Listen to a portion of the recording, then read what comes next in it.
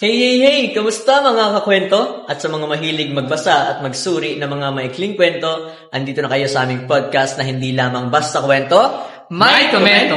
Welcome dito sa Kwento at Komento, Himay na May Punto! Kung saan ang bawat detalye ay sinusuri ng buo at bawat ideya ay sinisiguradong may tama sa puso. Dito, hihimayin natin ang mga maikling kwento mula sa simula, gitna, at wakas ng may punto. May banghay, tauhan at damdaming totoo. Lahat yan ay pag-uusapan natin ng mas masaya at sigurado. Kaya halina at makinig, makisabay at mag-isip ng malalim. Dahil dito sa Kwento at Komento, walang detalye ang lilim. Kaya naman, tara na at simulan na natin ang kwentuhan at pagsusuri.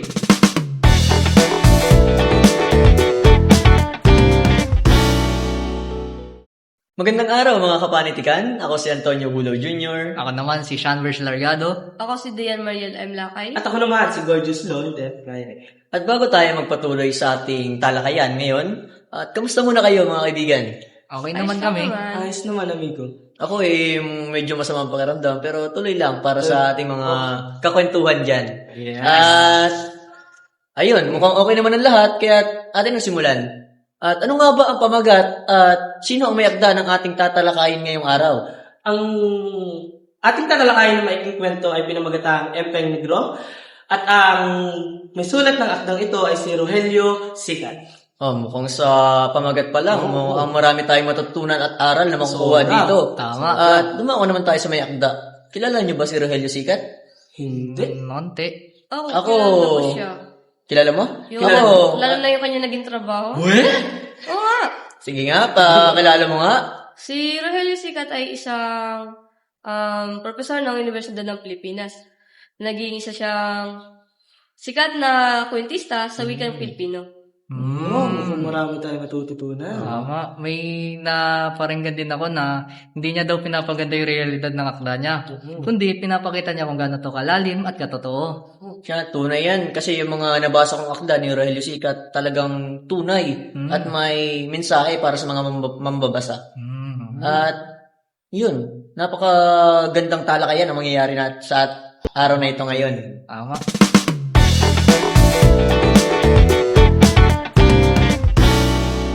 Tayo na nga mga kaibigan, para mas lalong maunawaan ng ating mga manonood at mga nakikinig sa ating podcast ngayon, ay hayaan nyo akong ikwento sa inyo ang mga kaganapan o ang buod ng kwento para inyo rin malaman kung anong tunay na mensahe. At sa kwento ay umiikot sa isang binatilyong si Empen. Siya ay 16 na taong gulang na Aguador, tagaigib ng tubig para sa iba. At mahirap ang kanilang pamumuhay. At si Empen ay payat, may timang balat. Dahil doon sa kanyang balat na yun, tinawag siyang negro. Kaya maraming tao o may mga tao na maapi sa kanya. At isa na nga rito si Ugor. Si Ugor ay laging nasa gripo tuwing naghihigit si Ugor at siya yung taong lagi nang-aapi at nangungutya sa kanya. At sa tagpong iyon, halos sa araw-araw na pamumuhay ni Ben, lagi siya nakakarinig ng pangungutya, pang-api, at pangdidiskrimina, lalo na kay Ugor. At may pagkakataong parang nagpupuno na si Ugor at si Impen dahil sa mga pang-aapi ni Ugor. At may isang tagpo dito na hindi na nakapagtimpik si Impen dahil sa masasakit na salita ni Ugor. Lalo na noong nadama niyang kanyang ina sa pang-api, doon na parang lumabas ang emosyon at parang may bumulbak sa loob ni Impen. At doon na siya lumaban. Sa tagpong iyon na siya lumaban, napapag-shoot si Ugor. At doon maraming tao ang nagulat at nabigla, lalo na mga nakasaksi. At halos lahat ay tumahimik at parang sumisimbolo kung natatakot na ba sila kay Impen o ito ay simbolo ng respeto nila kay Impen. At doon, yun ang kwento. Doon umigot ang kwento at mga mahalagang pangyayari sa akdang ito. At kung ating masasalamin, At may mga tao talagang, kahit ngayon, sa kasalukuyan, may mga tao talagang hindi makapagtiis ng timpik dahil parang feel sa pakiramdam nila ay natatapakan na ang kanilang dignidad at pagkatao. Grabe na kung ating ilang kwento. Talagang, Marami pa yung pinagdaanan. sobrang dami ng daanan ng pen, mga hirap. Kaya, sa ating naman sunod na talakayan, atin namang suriin ang mga pangyayari na naganap sa loob ng kwento.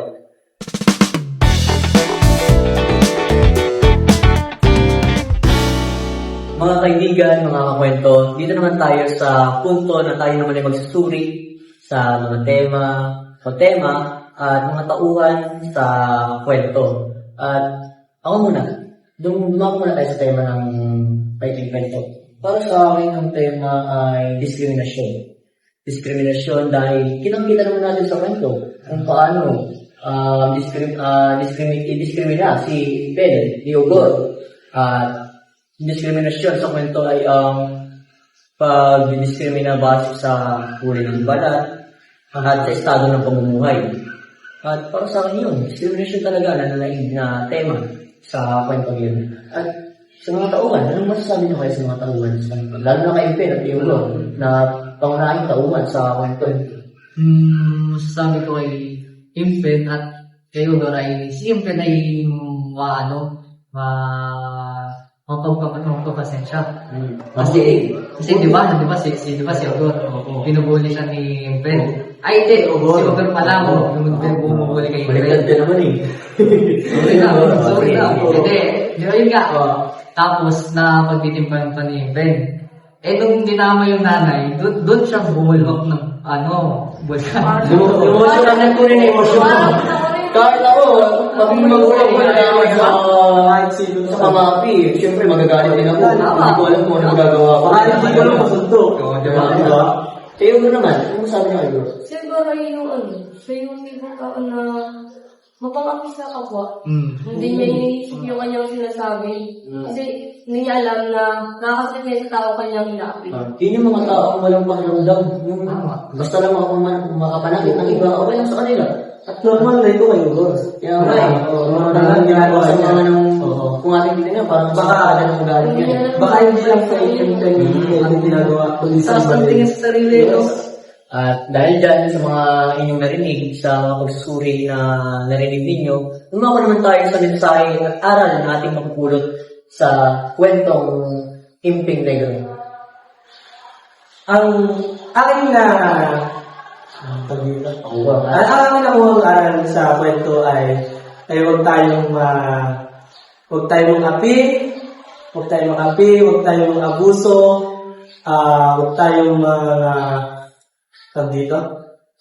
huwag tayong diskrimina base sa estado ng buhay ng tao. Okay. So, akong napunod na aral naman ay huwag tayong bumasa sa kulay ng isang tao. Hindi porque maitim siya, kakutya-kutya lang. At maraming pangyayari yan. Lalo na ngayon, nagaganap pa rin yan sa kasalukuyan. Hindi lang pantrabaho, hindi lang sa school, social media, marami pa. Lahat ng media platforms, di ba? Oo. Para sa'yo naman, Bilio. Aral na naman sa kanila, dapat maging mabuti lang tayong tao kasi magiging mabuti minsan naman tayo mabuhay, di ba? Dapat pinapalagan natin yung bawat tao sa paligid natin. Lalo sa mga mahal natin sa buhay, lalo sa mga kaibigan, di ba? Tama. Okay, masarap yung asa rin mo, pero huwag yung tawag doon? Below the belt.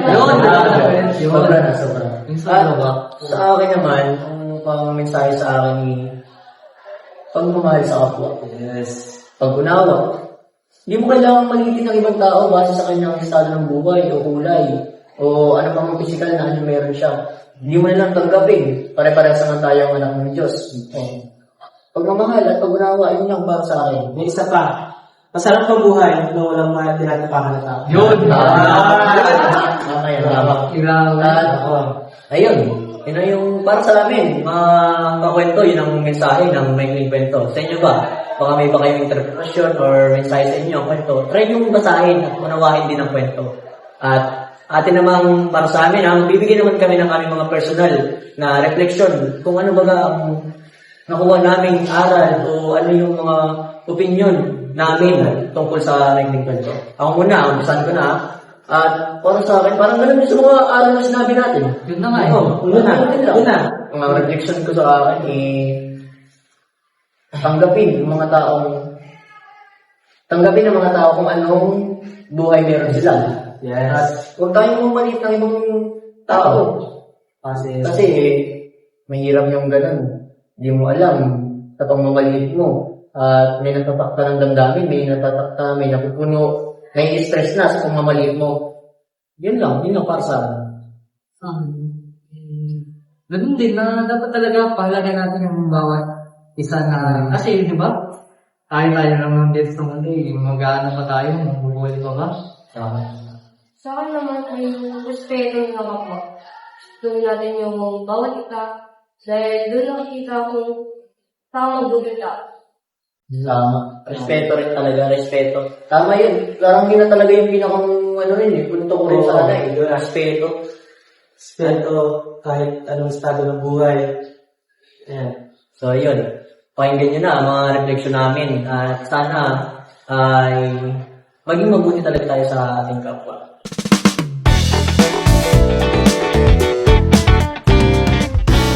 At mga kaibigan, mga nanonood sa aming podcast ngayon, ay para sa aming pagwawakas at pagtatapos ng aming talakayan ngayong araw, at nais lang namin ipabatid na sana ay tumatak sa inyong puso at isip ang mga aral, mensahe na ipinabatid namin sa inyo na galing din sa kwento.